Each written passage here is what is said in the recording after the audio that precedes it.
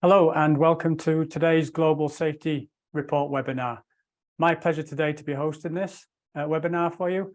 My name is Brian Parker. I am IPAF's Head of Safety and Technical, and today, really great to have you all with us here today. Now, we've got over 300 people registered today from over 43 countries. So really good morning, good afternoon, or good evening from wherever you are joining us from today. But more importantly, thank you for joining us today. I would like to say a huge thank you to our sponsor for this webinar, which is Palazzani, and certainly without all our sponsors' support, we would not be able to run these webinars. So just a little bit of housekeeping. The webinar is live with translations simultaneously into Italian, Spanish, German, French, Portuguese, Dutch, Chinese, and Korean. So really an international webinar. The webinar is also being recorded and it will be on the IPAF website and YouTube channel in the next few days. So please do go on there and look at the past and look for any future webinars that we are running. We will, subject to time today, have a Q&A session with the panel where I will put any questions which you submit to our expert speakers today. So without much further ado, what we will do now is watch a short film from Palazzani.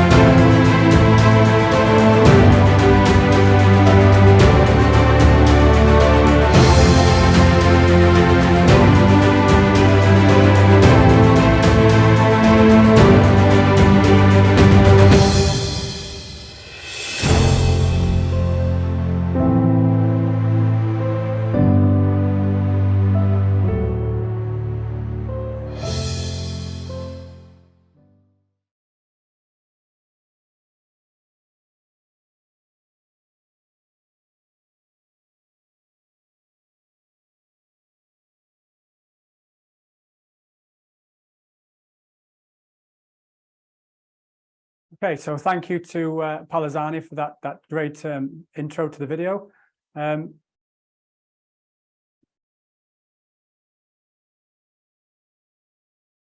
So I'd just like to introduce our speakers today. Obviously covered myself, but today we have Alana Patterson, who is Head of HSC from Nationwide Platforms, and she will be taking through her session in a bit. We also have from across in the United States, Ebby Christensen. He is the president of Ruthven Reachmaster. Ebby will tell me off for that. And then we have Mark Blundy, who is the Director of Health and Safety for Bowmer and Kirkland. So to confirm then, and remember, everybody listening here today, what we really need is all your accidents and incidents being added to the IPAF accident poll. Anything that you see really helps us to look at guidance and look at training and look at and see how we can shape this industry and help improve safety. Now, to confirm, in 2022, there were 831 people involved in incidents, of which there were 102 deaths reported. So a decline of around 19% on the 2021 statistics, where there were 126 fatalities. These incidents are in the order of the most fatal incidents for 2022. So those who have read 2022's report will see that the order has changed somewhat, but a little bit more of that later. So without much further ado, if we look at the falls from the platform, in 2022, IPAF's safety campaign was called Don't Fall For It. And this is to send a clear message that falls from height is still one of the main causes of fatalities in powered access. So we really need to do all that we can to prevent falls from powered access equipment. So that Don't Fall safety campaign identifies the key causes of falls from the platform, but also, more importantly, provides advice how we can potentially mitigate against these hazards. For 2022, we received 32 reports from 6 countries, and there were 24 fatalities. Now, this is a reduction of 4% on the previous year. But importantly, to highlight here, 1B vehicle was consistently the most type of MUP for these incidents to occur. When we look at overturns, the overturning of MUPs is preventable. I've been to many overturns over the years in roles that I've been, but if we're looking at proper planning and the safe use of MUP operation, we can prevent this. This always originates from a risk assessment, which then in turns into a safe system of work. Now, in 2022, there were 11 people killed by MUPs overturning. There are also 11 major injuries. So remember, these are life-changing situations. Now, the most common place for an overturn to occur was on a construction site, public areas, and in commercial premises. So also when you think of MUPs overturning, you probably think that all these happen in the elevated position. Well, this isn't always the case. Equally as well, there was an incident of a MUP overturning in transit, so some type of truck mount, van mount that was overturned whilst on sort of public roads or haul roads and such. Entrapment always features in any safety report that we have, but I wanted to draw to your attention today that in the UK, the Plant Safety Group set out measures to reduce the risks and number of entrapment incidents by providing guidance really on the planning, risk assessment, the selection of equipment, training of operators, familiarization and rescue. And the purpose of this document is to provide information and good practice guidance. Now, I'm not going to dwell too much on the stats here, but I think one thing I will note is that this document is available in English.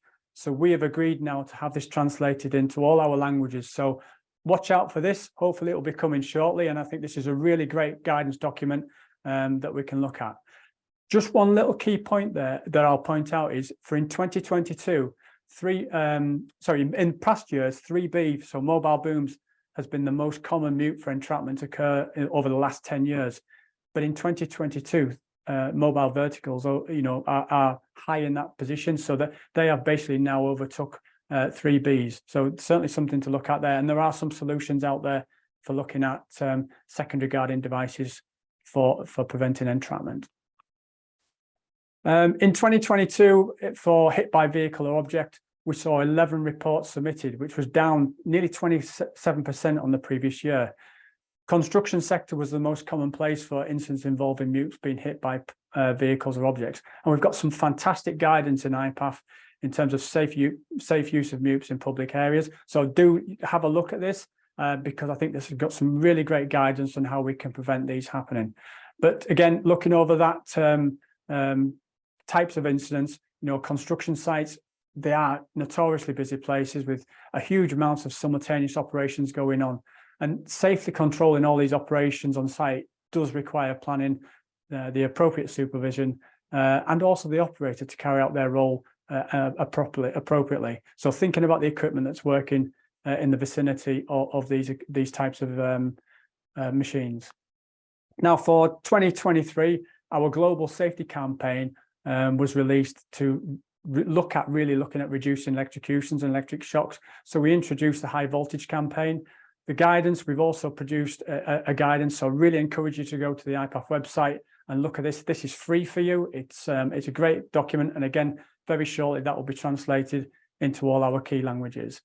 Sad to say, in 2022, the United States of America was again the country from which most reports were received. And in that country, nearly 89% of all reports were from the US. So, you know, a huge amount of incidents that occurred. So in terms of telecommunications, they were slightly on the rise, but also higher than what was quite surprisingly the agricultural or construction sites. So the telecom sector certainly seemed to have a spate of incidents involved in that. And again, 1B machines did factor there. So again, we'll look forward to speaking and hearing from Ebby a little bit later on.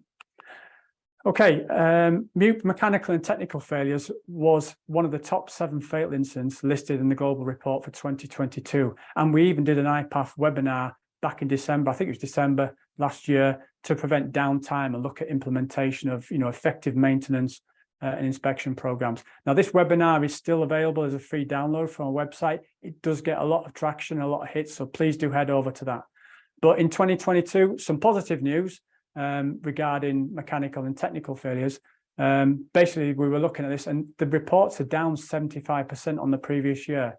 So, yet we did see reports from Poland, the UK, and Switzerland and the Republic of Korea. So these sectors are still seeing, these countries are still seeing reports, and also sectors-wise, construction and arboriculture, again, in the top 3. And again, 1B did factor there. So again, some interesting information there, hopefully gives you a bit of a broad background into what we're going to talk about today. But now I'm going to move on to and hand over to Alana, who's going to take us through her session. Alana, over to you.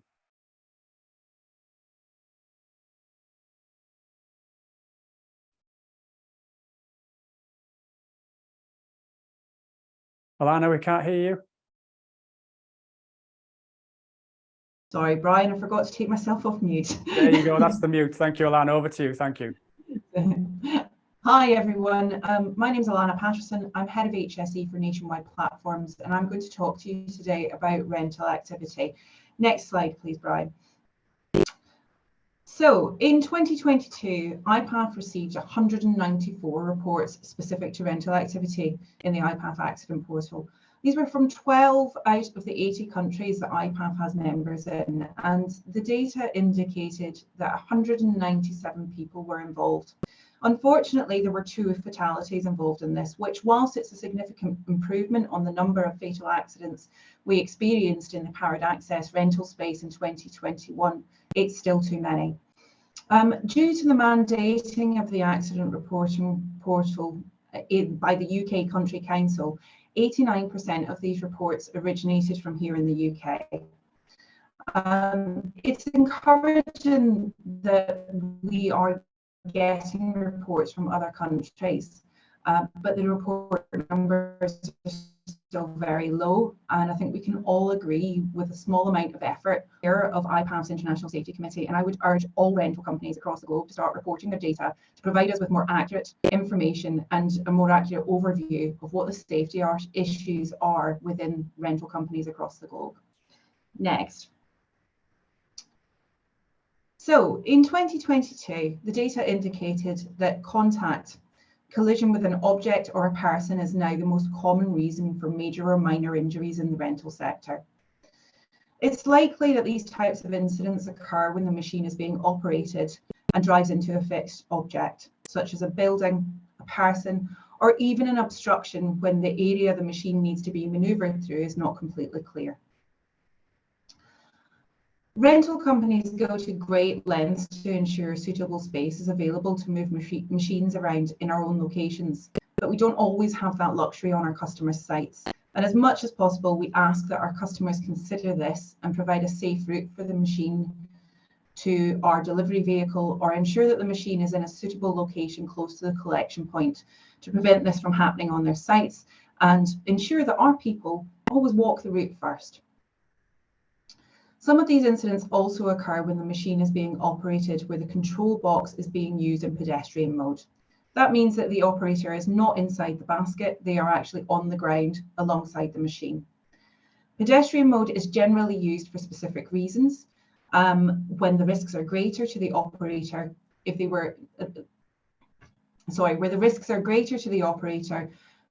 were in the normal operating position.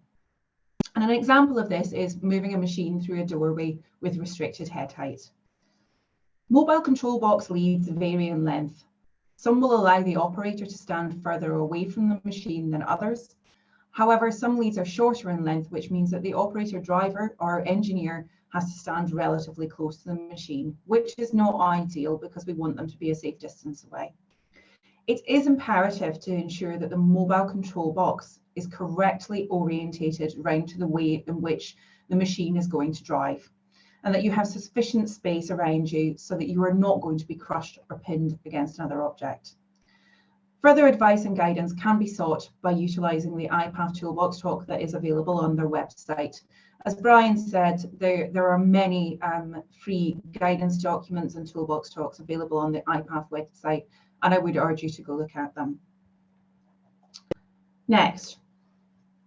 So, load and unload equated to 22% of the rental activity incidents in 2022 when we looked at machine configuration.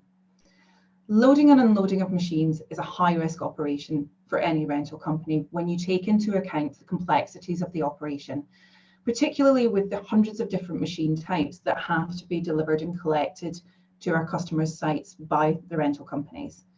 Whilst rental companies, such as my own nationwide platforms, go to great lengths to ensure that we have risk controls in place, we have detailed risk assessments and safe work instructions, such as ensuring that drivers attend the IPAF Load and Load Plus courses, making sure we do intensive inductions with our drivers, including being buddied up with experienced drivers and familiarising them with the machines and their controls and how to load and secure them safely on our vehicles, planning our load configurations, and even using equipment such as winches to stabilise machines when they're being driven up and down the ramps of the trailers on our vehicles.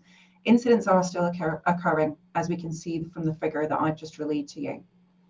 To prevent some of these incidents, we need rental companies to be aware of the best practice, and they can refer to IPAF's renewed campaign, Safe Loading, Unloading and Transportation of MUPs, which they've just released in the UK during Vertical Days.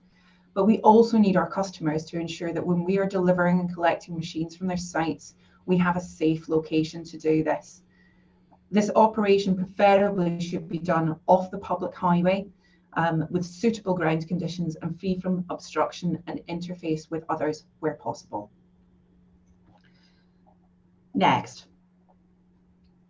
Lastly, I would like to talk to you about the IPAF Rental Standard and IPAF Rental Plus. IPAF and their members have been working towards creating a new IPAF rental standard, which is due for release at some point over the next few months, that acknowledges and documents industry good practice, which in many cases does actually exceed the minimum legal requirements in many of the countries that we operate in. The standards have arisen out of the IPAF Rental Plus, and they relate to rental and hire of powered access equipment. The intention is that this is going to be a reference document that outlines operational industry process and good practice relevant to any rental company hiring out MUPs, mast climbers and construction hoists. IPAF Rental Plus is our industry accreditation. It provides assurance to customers at every stage of the powered access rental process. If you like, it's an industry guarantee of a high quality rental company. It provides proof that the rental company has been independently audited and meets rigorous health, safety, quality and environmental standards. It's also a mechanism through which continual business improvement can be measured. Rental companies participating in the IPAF Rental Plus accreditation scheme are audited annually against recognised operational procedures and processes. And the annual audit generally covers four main areas. They cover finance, health and safety, quality and environmental. IPAF Rental Plus is mandated here in the UK by the UK Country Council. So to be a member in the UK, you have to have IPAF Rental Plus. And it is also on its way to being mandated in other countries where it is now available. I would urge any rental company who are not part of this scheme to consider becoming part of it and raise the bar within our industry, particularly around health and safety. Thank you, Brian. Thank you, Alana. That was fantastic. Really do appreciate that. So what we'll do now is we'll now move on to Ebby. And Ebby, the floor is yours. Thank you very much. My name is Ebbe Christensen from Rudman Reachmaster North America. And we are located in Houston, Texas. And I'm going to talk a little bit about the type of 1B MUPs and the plates here in this presentation. Next, Brian.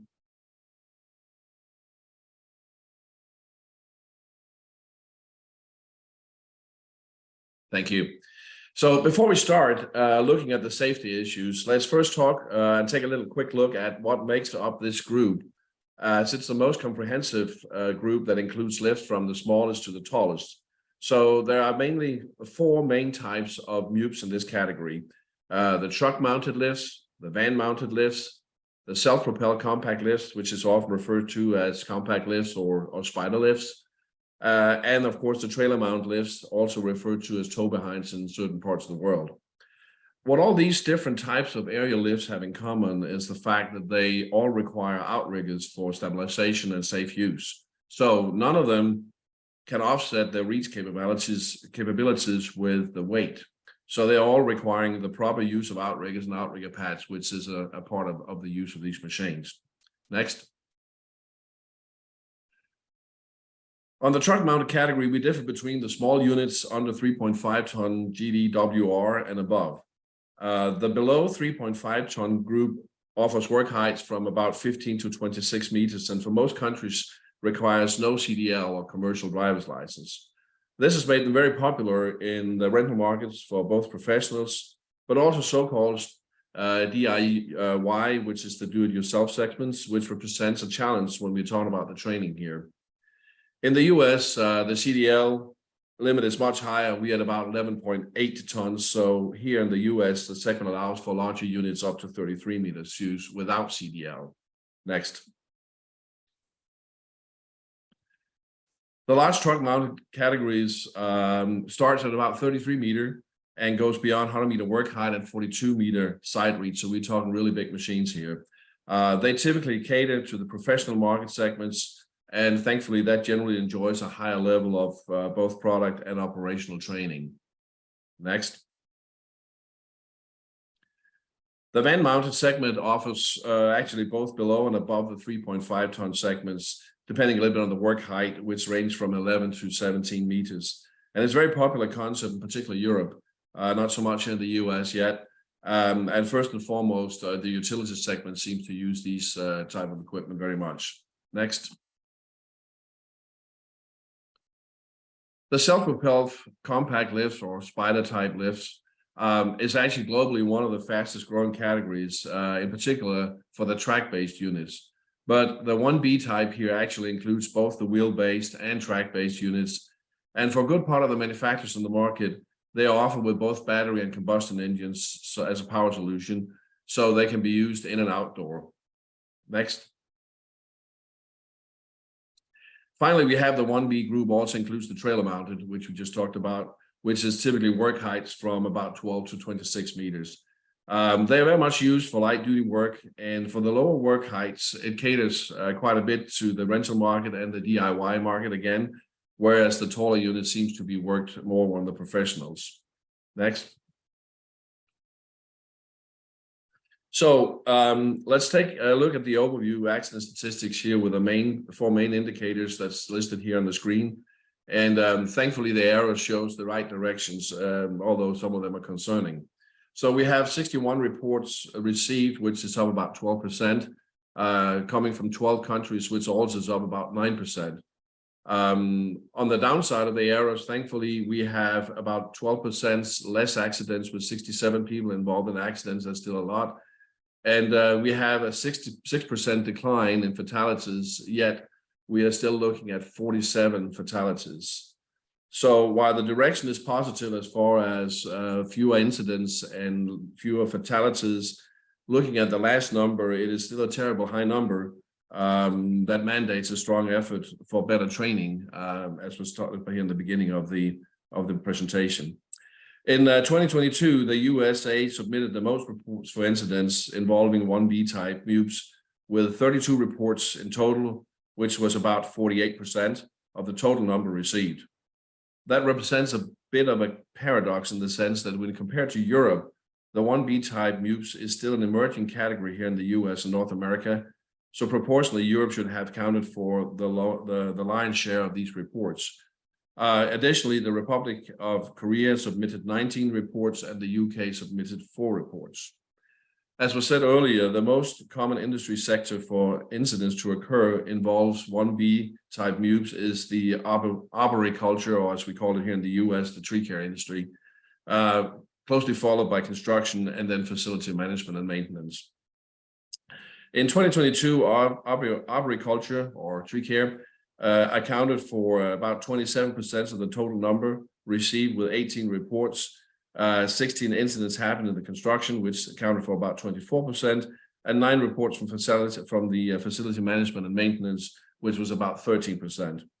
So the vehicle-mounted MUPS are by far the most common type of 1B MUPS where incidents occur.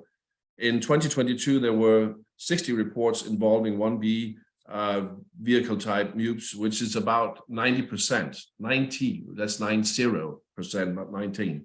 So a very, very high number. 1B, which also include the track spider lifts, accounted for only 5 reports, about 8%. And the towable had a very low reporting of 2, which is about 3%. So when we look at it, the base numbers are maybe not big from a quantity point of view, but it's no surprise, and particularly again on the small truck-mounted units, that's one of the top spots when it comes to accidents. And that, I think, is given the user segments, which are often, as we just said, tree care, small business, and privateers, all of which are groups that traditionally are hard to reach as far as safe training and safe operational use. Next. So how to reduce incidents in this category? That could be a seminar or 2 or 3 on their own. But the planning stage is critical for all MUP tasks and operations, and failure to carry out a proper risk and site assessments and the development of SSOW, as we call it, a safe system of work, obviously increases the risk of incidents to occur. In particular, one type of the 1B group MUPS offers very extraordinary, actually safe reach in areas that other lifts cannot access, and that category is the compact crawlers or the spider lifts that you see here on the screen. That's a great situation to be in, that we have the safe use, but this creates an elevated focus on not just the actual use or the mere use for the equipment during the aerial work. It is also put a lot of focus on how to drive it into place, and most importantly, how to set it up correctly and safely. So when you look at their high flexible ability to drive on slopes, ramps, and set up on uneven terrain, it mandates a high focus on proper planning as far as access, both to and from the work site, as well as the work area itself. Next. As you can see here, that includes in and outdoor access, obstacles that needs to be observed ahead of time as far as width and dimensions of how the machine can fit. Next. One other thing is to make sure that you do some proper investigation as far as the floor pressure, not just from a structural point of view, but you also have to look at coating limitations, top surface limitations, hollow areas, or change in elevation between the offloading and the actual job site. And as you can see in these pictures, sitting up in very critical elements. Next. One of the things that comes for all of these, make sure to secure the work area around the equipment.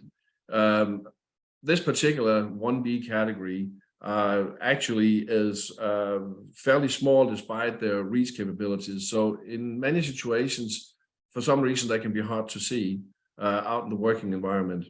So it's very important to make sure that you visually mark off the work areas with cones or other visible meshes, as you can see in the pictures here. Next.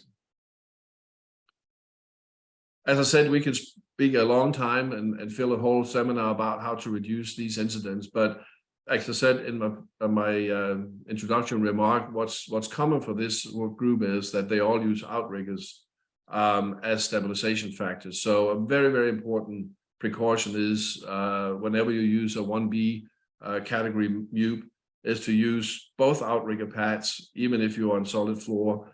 Whether you're indoor and outdoor, it's very important to use that and to set up the outriggers properly and correctly. And that concludes my side here, Brian. Thank you, Ebby. That was fantastic. Thank you. I can potentially see a future webinar there then if we want to look at 1B type equipment. So I may hold you to that. So and see if we can get a good session going. Thank you. Thank you. I look forward to seeing you at the panel discussion. Okay, so now I'm going to move on to Mark Blundy. Mark, the floor is yours. Thanks, Brian. Right, hello everybody. My name's Mark Blundy. I'm Group Director for Health and Safety at the Bowmer and Kirkland Group in the UK. I've had over 35 years in health and safety management, long time at Bowmer and Kirkland, 15 years with our UK regulator, the HSE, prior to that. We're a very diverse group. We're a management contractor in building, covering all sectors, doing about £1.2 billion worth of building work a year. Small projects, a few £1 million, right up to £200 million. And we build a lot of schools. Within our group, we also have substantial contracting companies who are specialists, MEP contractors. We've got 2 of those, a big roofing and cladding company, engineered timber and hybrid timber and steel companies, including off-site or SIPs, structural insulated panel, modular building. And then we've got plastering and painting companies as well. And they work for a lot of the big tier 1 contractors in the UK, contractors as big as us. We employ about 1,700 people directly, and on a typical day, in addition, we've got 5,000 trades or subcontract workers on site. MUPEs are in our DNA. We use every type. We use push-arounds, scissor lifts, booms, deck riders, super booms, spiders, the odd truck mount, not really the small vehicle mounts. We also use a lot of mast climbing work platforms. We've probably got about 120 on site today. Within our business, we own none of the plant. Everything is rented. An example, the site we've got today, one of our bigger ones, probably has over 100 MUPEs on site, including 15 super booms, between 150, 180 foot size, and several of the biggest scissor lifts in the UK, plus a lot of low-level access equipment. So Brian's asked me to talk to you because we use a lot of MUPEs in our business, and they're absolutely vital to safe work at height. Next, Brian.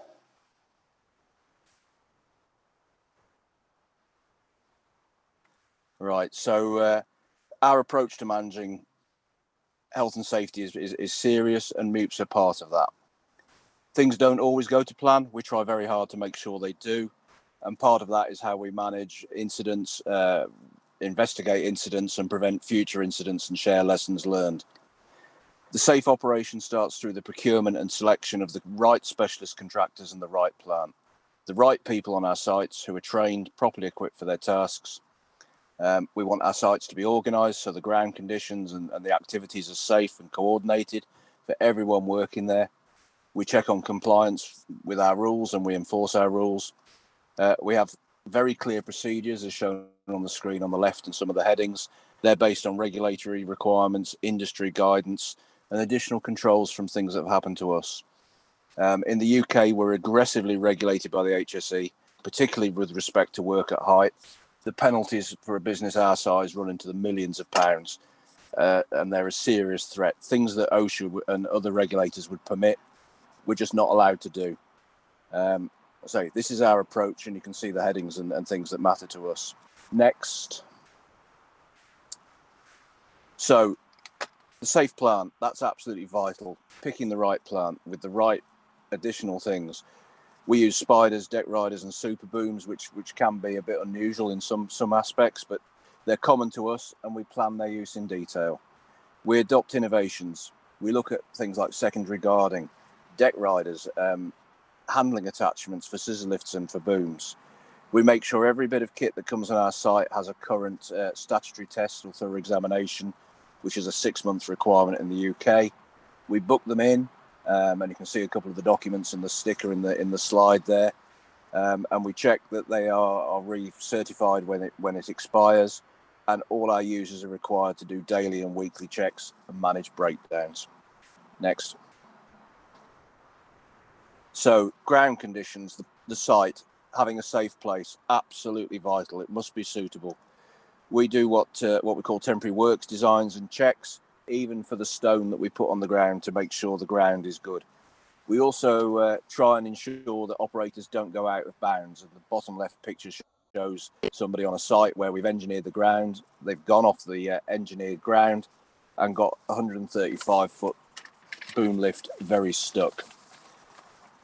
We segregate the activity from other people, putting barriers in place, control the risks of plant moving and striking somebody, or objects being dropped from above. And we designate areas for the unloading and loading of the equipment onto trucks from the rental companies. If we require maintenance or there's a breakdown or a fault, then we'll quarantine the equipment until it's fixed. Next. So, safe people. Starts with induction for us. I understand the rules. That's what we want people to be buying into, and to know there are consequences if they break the rules that we have for safe operation. We train people, and a couple of the pictures there show us carrying out training at our own premises for our managers. Familiarisation is important, not just getting the machine off the truck, getting straight on it because you've got an IPAF ticket, but understanding the particular features of that piece of equipment. We mandate restraint harnesses in booms. We deal with what was called the safe system of work. We talk about RAMs, risk assessments and method statements, and we expect those to include emergency action. So emergency lowering, recovering the MUP, what to do if it goes wrong. And we'll practice recovery using ground controls, and occasionally we'll practice rescue as well. We have something we call DABs, which is the bottom right picture there, daily activity briefings for planning and coordination. Everyone's at risk and everyone is required to join in with observing and enforcing the rules.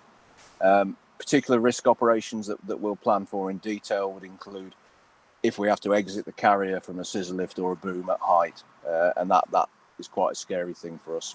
Next. Right, managing the what ifs. All these pictures show things that have happened on our sites. Things can go wrong, things will go wrong.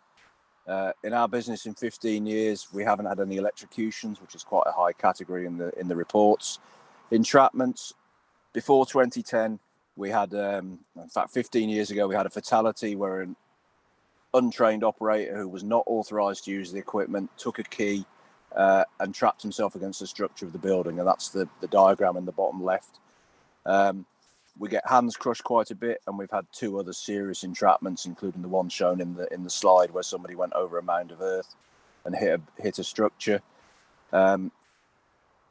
We've had machines hitting structures. You can see the industrial racking that's been hit by a machine in the picture. We've had plant and people struck by MUPs. We had a delivery driver, dog leading a scissor lift, loading it using the remote control, ran himself over on one of our sites. We've seen machine failures. We've had wheels come off scissor lifts on a couple of occasions. We don't know what caused it. They might have fell off a truck somewhere else or been dropped or something, dragged out of a stuck. We've had structural failures of scissor packs. We've seen electrical and sensor failures, particularly with auto leveling of outriggers. And we've had machines delivered to our sites where the safety devices have been defeated previously prior to them coming to us. We questioned the thorough examination process. And we stopped the use, and we even stopped a major European hirer from bringing equipment to our sites. We were that concerned about their process. Overturns we haven't really seen, apart from we've seen a MUP fall off a truck, and we've seen a lift with a crane or a telehandler go wrong on the odd occasion. And this is in millions and millions of hours worth. Other things that have happened, we had a gang who were carrying out drywall from a scissor lift. They carried probably around half a ton of sheetrock drywall in the carrier. We're driving around the site, and the stack of boards on edge in the carrier fell over, trapped one of the operatives, broke his leg. And a couple of times we've had people folding down the handrails on small scissor lifts actually amputate their fingers. So, in millions and millions of hours, we've seen some fairly significant incidents. Next. So, what do? We learn from our mistakes, but it's not just when things go wrong, it's when they can potentially go wrong, and we have near misses. We used to use a paper system. We now use an app called Work Wallet, and we'll capture near misses, incidents, accidents, complaints, feedback from the workforce. This is an example where a ground worker was trying to move their dumper very close to the scissor lift in use by the cladders, and it got reported as a near miss because they could have struck the machine or toppled it into the building. In our business, reporting is not a sin, but non-reporting is. Next. So, lessons learned. What do we do? The consequences of unsafe mute use include serious and fatal injuries. Accepting electrocutions, you know, I've had experience of this over the last 20 years in the industry.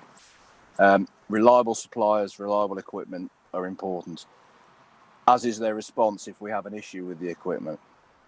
Site conditions must be compatible with the equipment. If you get a machine stuck, you then run into a whole nother series of dangers trying to recover it and pull it out of the stuck.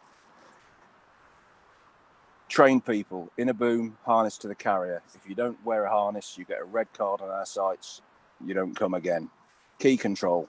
If a person's in the carrier, the key is in the ground controls. If the person's out of the carrier, the keys are out of the ground controls. You need the key in there to be able to recover someone in an emergency, and you need the key out to prevent unauthorized use. We can and we do block the use of suppliers or specific machines we have issues with, or specific operators. One of the things we do is we plan for battery charging. We're seeing quite a few fires with cables, so we've banned the use of cable drums or cable reels for use in charging mutes, and we put alerts out. We also plan for basket-to-basket rescue in complex situations. Our experience is that ground controls can be very slow to recover if somebody's injured. Particularly with spider lifts, recovery can be very, very slow, very difficult. And we review what we do. We look at our rules, we look at our procedures, and we update them accordingly. And that's us. Thanks, Brian.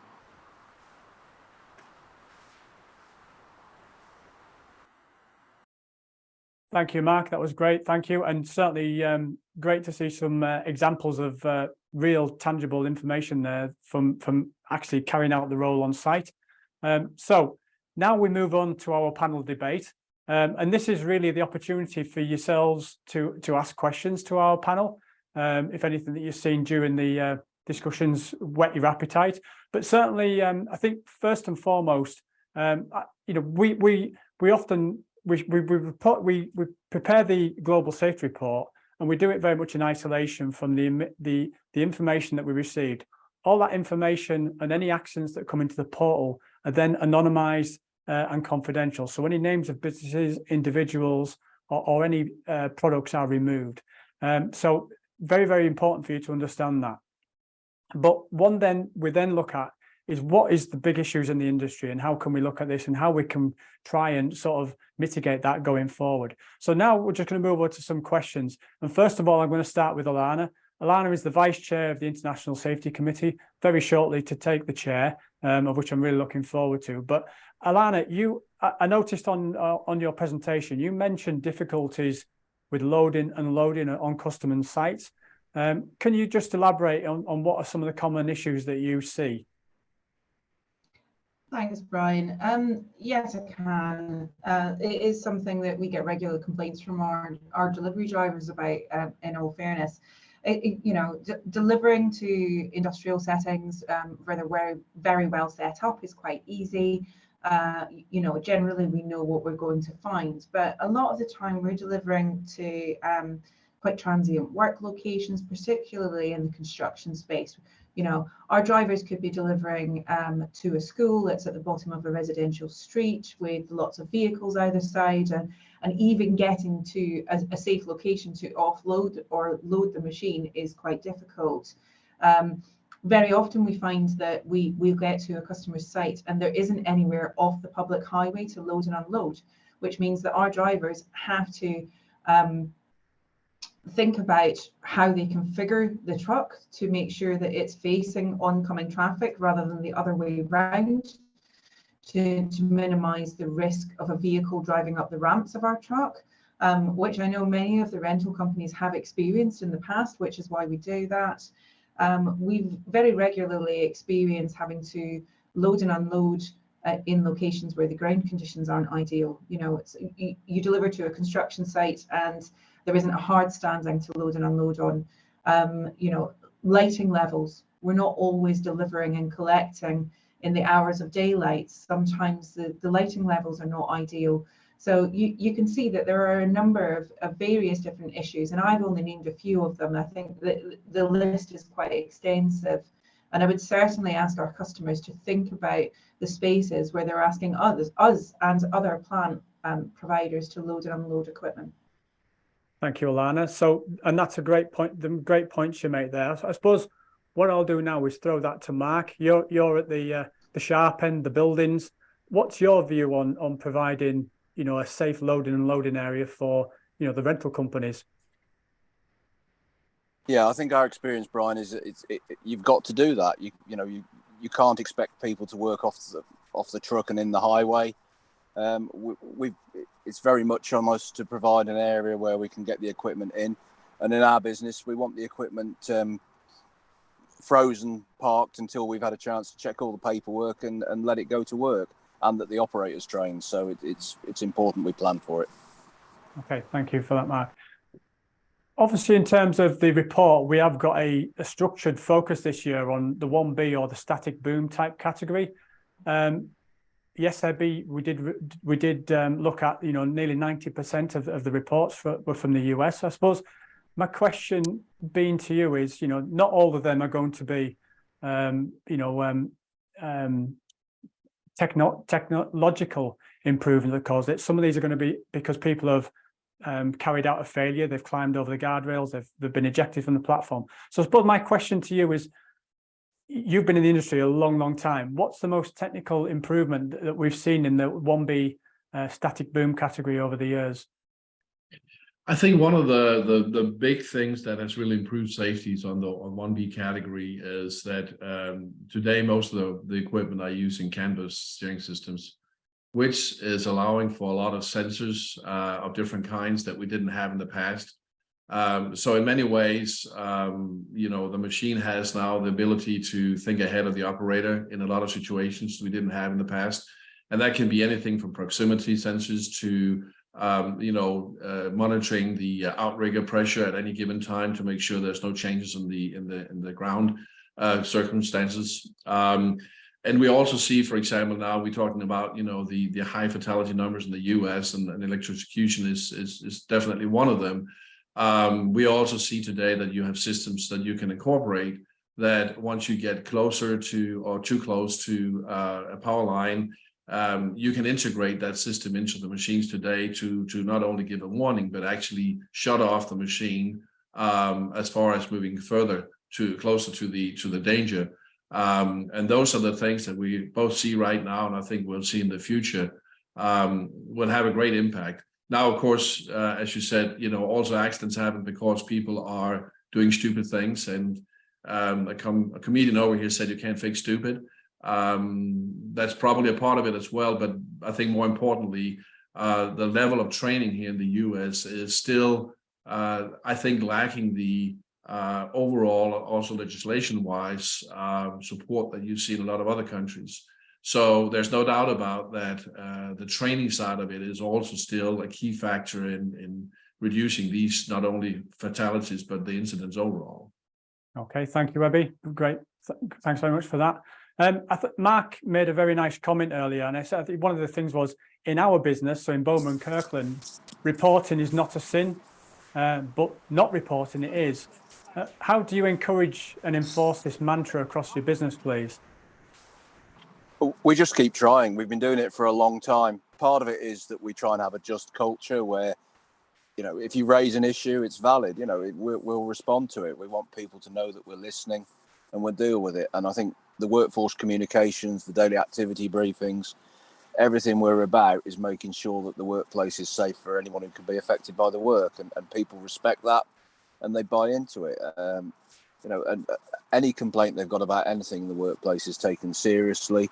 And there's no sanction for reporting. You know, the more near misses, the better in our business. It's not considered a bad thing. If we're getting more, it's probably better reporting rather than more incidents. Yeah, and I think that you make a good point there, that people often fear what they don't know, and they potentially fear if they're going to come and report an incident, that suddenly they're going to be, removed from site or potentially red carded, as we often refer to in the UK.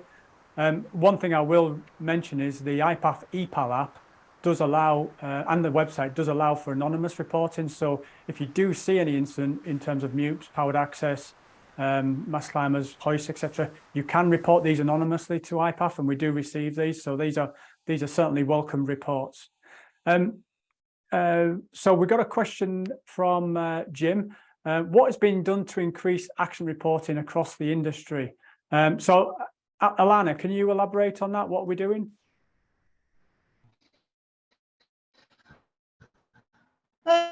Yes, I can, Brian. Thanks, Jim. It's the country councils and the country councils promoting it.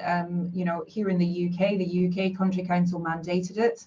So for the rental companies that are IPAF members, and that certainly saw a significant increase in the number of reports we were getting here in the UK. It also sits with the International Safety Committee and the members of the International Safety Committee. We are certainly pushing it within our own businesses, with our customers, talking to our customers, but our customers actually reporting incidents that occur on their sites to do with powered access and mast climbers and construction hoists. Because we don't always get to hear about them as the rental company. It could be something that happens that isn't as a result of the machine, or the machine wasn't impacted. So we don't get to know about an incident that has occurred because our customer doesn't need our assistance with any investigation. But we are encouraging those customers to report the incidents onto the portal to give us more accurate data. Brian, feel free to jump in and help me out here, because I know there's a lot we're doing. I did pick on you there, but I think, yeah, you're absolutely right. And the one thing that we've done, certainly within IPAF, is that all committees and councils, accident reporting is now an agenda item. They must discuss that. So, incidents, accidents, have got to be reported in all councils and committees, and we seem to be making some good headway there. Alan's asked the question. I think I'll probably ask this to you, Ebbe, but what is the main type of incidents that cause fatalities in the arboricultural industry, or maybe what you refer to as the tree care industry? And we'll take this from the US perspective. Yes, thank you. I think that there's no doubt about the electrocution is the main issue there, because obviously a lot of other countries here in the US, a great part of the North American continent here, we have our power lines in the air, not in the ground, for different type of reasons. So that means proportionally we have a lot of power lines overall, and that of course also represents a hazard anywhere from even the residential or also. So we're not just talking the big mass power lines. We're talking power going into residential homes and areas. So a lot of time the agriculture or the tree care guys are working very close to power lines. And the challenge we have here in the US is to educate that segment about the danger. And unfortunately, it is an industry that has a little bit of a macho stamp on it. These guys are not afraid of climbing trees and stuff. So sometimes it's hard to get the message through that you might be able to climb a 50-foot or a 30-meter tree, but electricity you can't play with. They can jump more than 20 feet if necessary. So I think that's one of the main reasons for the arboriculture, that is the electrocution. On a couple of other incidents, it is setting up the equipment incorrectly. Sometimes the surroundings require setting up on uneven terrain, and we've seen incidents where they actually override the safety features on a piece of equipment and setting up on a too steep slope or on the conditions where they shouldn't set it up, which results in a tip over and unfortunately, fatalities or accidents. But I think unfortunately number one is the electrical situation. Yeah, absolutely. And, I can also attest to that, often, sadly, they've set the equipment up incorrectly. And by, the felling of the tree, the cutting of branches, then that has often, impacted onto the platform and the operators as well at times. So that's certainly something to be factored into. Thank you, Ebbe. Well, one quick comment as well that also factors into this, and it's a danger that I think, manufacturers need to be more aware of. in order to protect the operators, it's very common in the tree care industry to use a fiberglass basket. Yep. Unfortunately, that can lead to that fatal, wrong conclusion that the lift is insulated. So we see that often, and I think we're not doing enough to make operators aware of that. Just because you have a fiberglass basket, that doesn't mean that the machine is insulated. And unfortunately, I think we do not mark that, strongly enough. And a lot of times, the accident happens because they think they can go closer to the electrical lines than they can. Yeah, no, that's a very good point, Ebby. And I know the chair of the manufacturers technical committee is listening today, so I don't need to sort of nod to you there, but we probably need to put that on an agenda item for the next meeting. I'm going to just look at dropped objects, and this is really an area for you, Mark. You've alluded to that sometimes you struggle with the lack of mesh protection to some equipment. Now, I suspect looking at the products you use, that's MUBs and mast climbers. Any thoughts on that, and where you think you're going? So, Brian, we've got some suppliers who bring aftermarket netting systems that fit onto the carriers. It is something that I'd like to see available and optioned by more and more original equipment manufacturers. That devices that are compatible. We're carrying a lot of fixings, a lot of tools, occasionally materials. We put them in buckets and cardboard boxes, and we're in areas where if you drop something, it's going to go almost as far away from you as it can fall to the ground.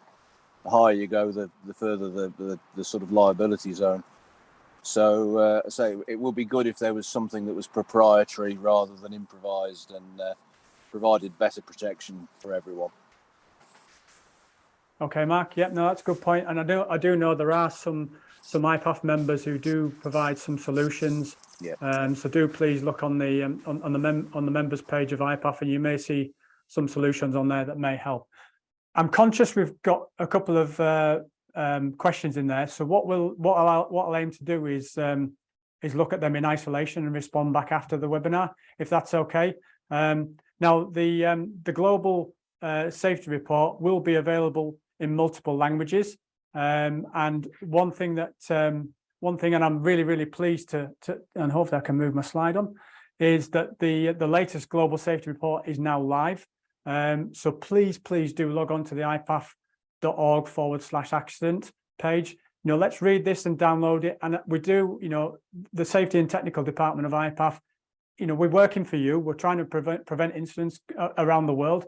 So please, we do welcome any sort of feedback or any thoughts that you've got. And hopefully, the tremendous amount of work. I must thank the International Safety Committee members who have provided an inordinate amount of time helping us write and produce this guidance and this report. It isn't easy, and hopefully it will come across in a format that's useful for you. Of course, I need to thank the IPAF team as well, who've helped me prepare this, and you know who you are. But more importantly, I need to thank you, as some of you provide your information to us and your incidents and your accident data. Without that, we cannot write a report. We want to have more data. Yes, it may seem that we're going in the wrong direction, but you know as well as I do, these incidents are happening. So we do really need that data. So this is now live. Please do log on, read and download it. Okay, this brings me to the end of the webinar. I hope you found this useful today. It will be on the IPAF YouTube page in the next day or so. So please do log on to that and share if you can. Thank you very much for listening and joining us today.